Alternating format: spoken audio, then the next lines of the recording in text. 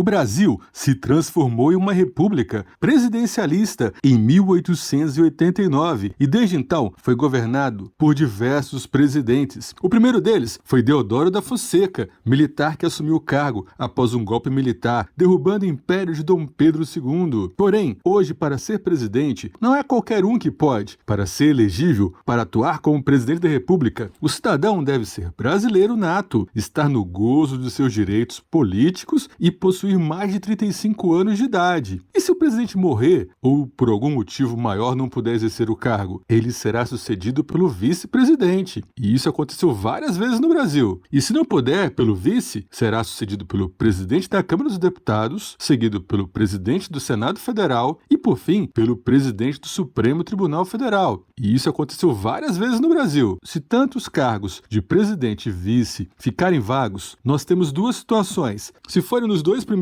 anos de mandato, uma eleição popular é realizada no prazo de 90 dias. E se ocorrerem nos últimos 2 anos, o Congresso Nacional deve realizar uma eleição indireta dentro de 30 dias para eleger o presidente e o vice. O Palácio do Planalto é o local de trabalho oficial dos presidentes brasileiros desde a inauguração de Brasília em 1960. E é sobre esse cargo que vamos falar.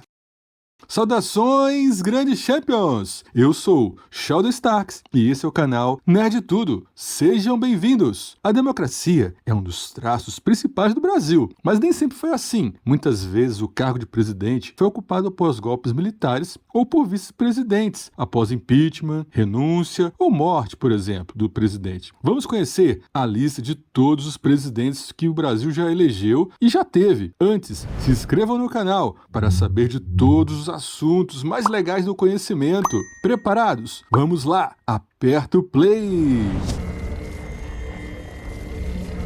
A lista com todos os presidentes do Brasil em ordem, desde o primeiro até a atualidade. Número 1, Deodoro da Fonseca, 1889-1891. Foi o primeiro presidente do Brasil e foi nomeado após a proclamação da República. Seu governo teve 2 fases, a provisória, de 1889 a 1891, e a constitucional, de 1891, sendo a Constituição de 1891 a primeira da nossa história republicana. Seu governo, no entanto, foi permeado por iniciativas autoritárias e por uma grande crise econômica que recebeu o nome de encilhamento. Ele ordenou o fechamento do Congresso em novembro de 1891, mas renunciou depois de uma revolta armada. Número 2, Floriano Peixoto, 1891-1894. Era o vice-presidente do Brasil quando Deodoro da Fonseca renunciou. Não poderia ter assumido a presidência porque a Constituição da época determinava a convocação de uma nova eleição, caso a posição do presidente ficasse vaga nos 2 primeiros anos do governo. Porém, já viram, né? Ele ficou no poder até 1894. Número 3, Prudente de Moraes, 1894-1898. Foi representante dos cafeicultores paulistas. Foi o primeiro presidente civil a governar o país. E aí começamos a política do café com leite. Número 4, Campos Salles, 1888-1902. Número 5, Rodrigues Alves, 1902-1906. Número 6, Afonso Pena, 1906-1909. Foi o primeiro presidente representante da oligarquia mineira eleito presidente do Brasil. Seu mandato foi mais curto do que deveria, porque ele acabou falecendo em 1909, em consequência de uma pneumonia. Foi sucedido, então, por Nilo Peçanha, de 1909-1910. Era o vice-presidente do Brasil e assumiu a presidência em 14 de julho de 1909, em consequência do falecimento de Afonso Pena. Ficou conhecido por ser o primeiro presidente pardo de nosso país. Número 8, Hermes da Fonseca, 1910-1914. Número 9, Venceslau Braz, 1914-1918. Em 1918, Rodrigues Alves, que já tinha sido presidente, foi eleito para exercer mais um mandato, o segundo mandato dele, mas não chegou a tomar posse por motivo de saúde. Ele teve uma parada cardíaca devido a uma anemia perniciosa, que é causada por uma falta de vitamina B12, e faleceu sem tomar posse. Mas quem assumiu foi Delfim Moreira, que governou de 1918 a 1919. Ele era vice-presidente e assumiu a presidência interinamente após o falecimento de Rodrigues Alves. E como fez parte da chapa vencedora, assumiu o cargo durante um ano até que a nova eleição presidencial fosse marcada na época. Número 11, Epitácio Pessoa, 1919-1922. Arthur Bernardes, 1922-1926.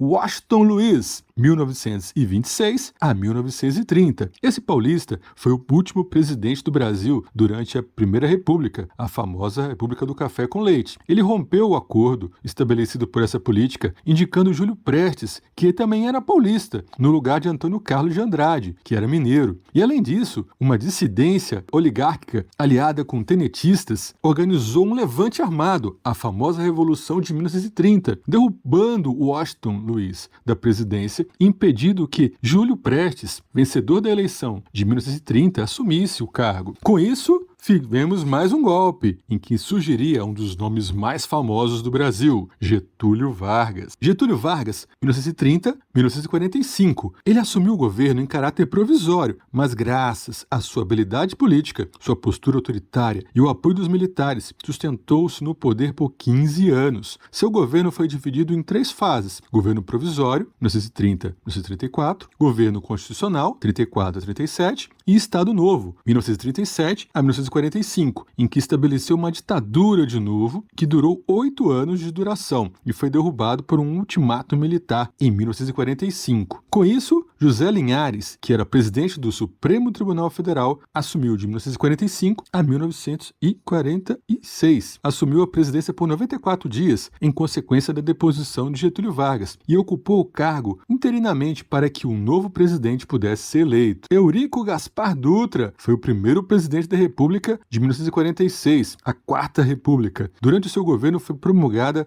a Constituição de 1946. E de novo ele, Getúlio Vargas, 1951-1954. Novamente ele retornando ao poder, só que dessa vez foi eleito democraticamente para um segundo mandato. No entanto, esse foi um dos governos mais atribulados da nossa história republicana e terminou com o falecimento de Getúlio em agosto de 1954. 18. Café Filho, 1954-1955. Ele era vice-presidente de Getúlio e assumiu o governo depois do suicídio de Getúlio Vargas e atuou discretamente em apoio ao golpe articulado pela UDN contra a posse de Juscelino Kubitschek, presidente que tinham sido eleitos em 1955. Ele foi afastado da presidência em consequência de um acidente vascular e, com isso, Carlos Luz, em 1955, assumiu porque ele era o presidente da Câmara dos Deputados. Foi o presidente que ficou menos tempo na história, somente por 3 dias, de 8 de novembro a 11 de novembro de 55. Como ele tinha apoiado o golpe defendido pela UDN, o ministro da Guerra, Henrique Teixeira Lott, o destituiu da presidência para não correr risco. Com isso, assumiu Nereu Ramos, que era o presidente do Senado Federal na época. Ele foi presidente do Brasil por 81 dias, assumindo pela deposição de Carlos Luz e exerceu um governo de transição que existiu apenas para garantir a legalidade constitucional do país e possibilitar a posse de Juscelino Kubitschek, o famoso JK. 21. JK, Juscelino Kubitschek, 1956-1961. Foi um dos presidentes mais populares da história republicana, se não for o mais popular, na minha opinião,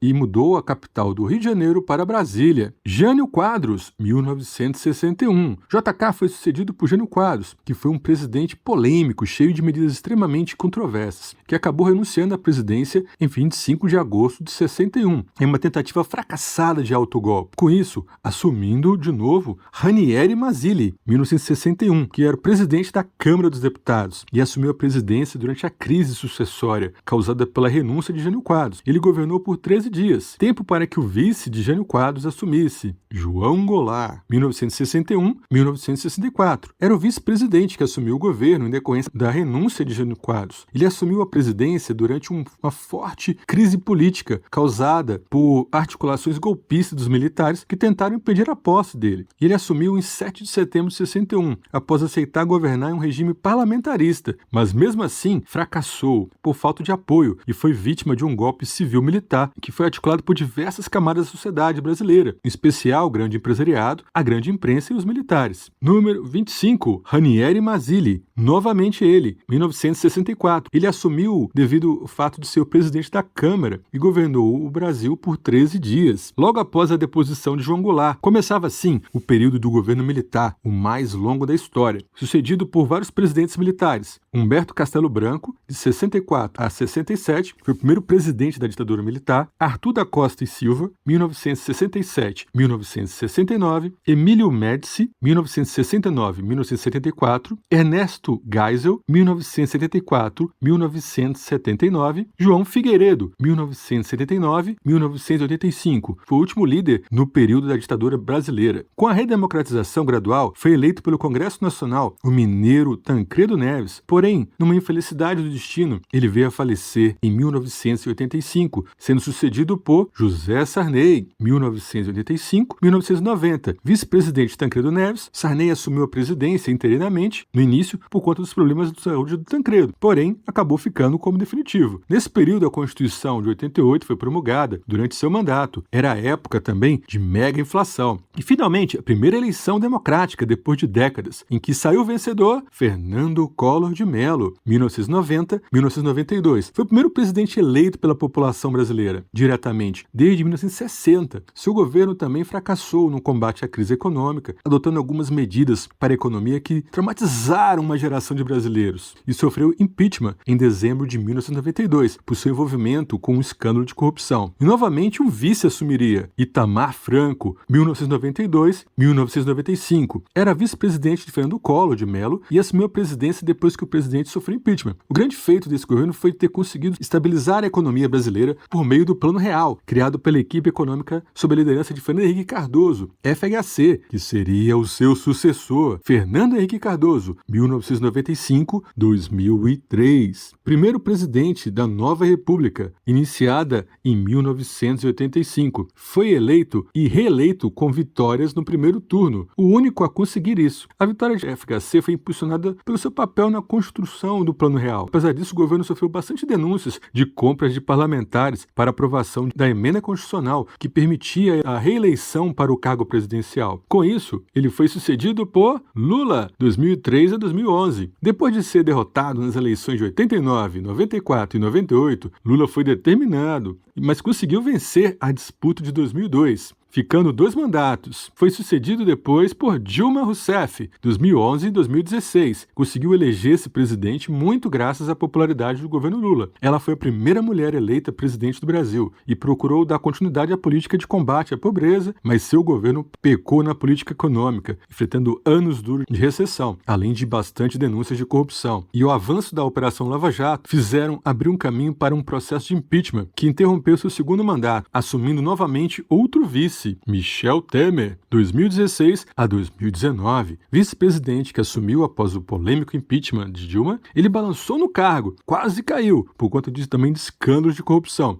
Jair Bolsonaro, um militar reformado, foi eleito em uma onda de conservadora que atingiu o Brasil em 2018, após várias denúncias contra o governo do PT. Jair Bolsonaro disputou, finalmente, em 2022, batalha da eleição contra Lula, a única eleição que envolveu 2 presidente e ex-presidente, vencendo Lula uma eleição bastante apertada, se tornando, então, novamente presidente. A democracia no Brasil é uma novela das 8, cheia de rede de intrigas, dança das cadeiras e polêmicas, golpes e superações. Vamos esperar as cenas dos próximos capítulos. Gostaram, Grande Champions? A lista dos presidentes do nosso querido Brasil? Acompanhem também no Instagram, do canal Nerd Tudo. Lá postamos todos os dias assuntos de conhecimentos e curiosidades. Curiosidades nerd, porque aqui é o melhor canal nerd da internet. Não esqueçam, então me deem o seu voto de confiança, se inscrevam no canal, deem um like, compartilhem bastante, porque aqui vocês sempre me passam a faixa da presidência nerd. Valeu, Grandes Champions! Beijão!